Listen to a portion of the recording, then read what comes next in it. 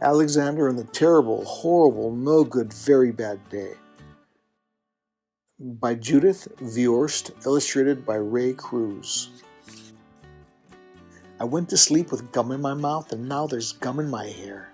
And when I got out of bed this morning, I tripped on the skateboard, and by mistake I dropped my sweater in the sink while the water was running, and I could tell it was going to be a terrible, horrible, no good, very bad day. At breakfast, Anthony found a Corvette Stingray car kit in his breakfast cereal box, and Nick found a junior undercover agent code ring in his breakfast cereal.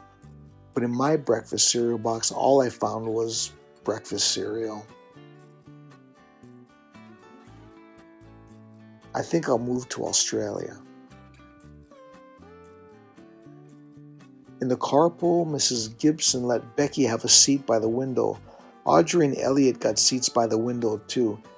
I said I was being scrunched. I said I was being smushed. I said if I didn't get a seat by the window, I'm going to be carsick. No one even answered. I could tell it was going to be a terrible, horrible, no good, very bad day. At school, Mrs. Dickens liked Paul's picture of the sailboat better than my picture of the invisible castle. At singing time, she said I sang too loud. At counting time, she said I left out 16. Who needs 16? I could tell it was going to be a terrible, horrible, no good, very bad day. I could tell because Paul said I wasn't his best friend anymore. He said that Philip Parker was his best friend and that Albert Moyo was his next best friend and that I was only his third best friend. I hope you sit in a tack, I said to Paul.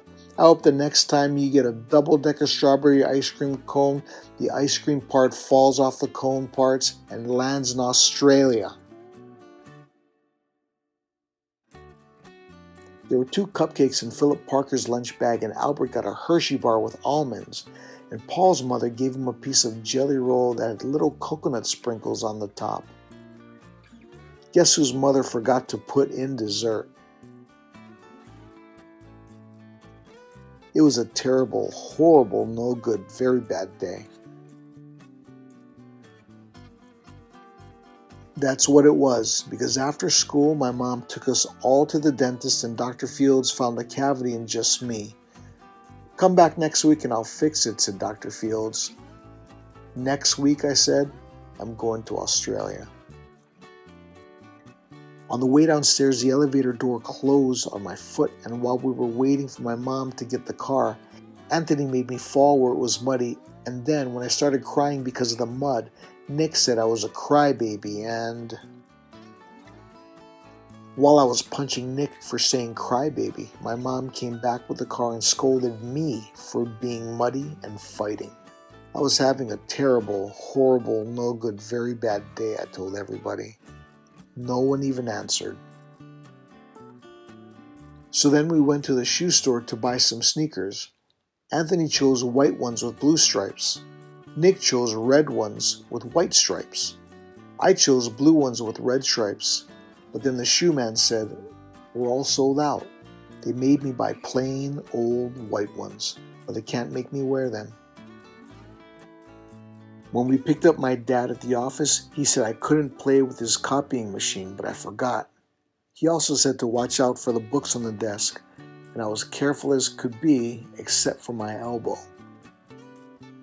He also said, don't fool around with the phone, but I think I called Australia.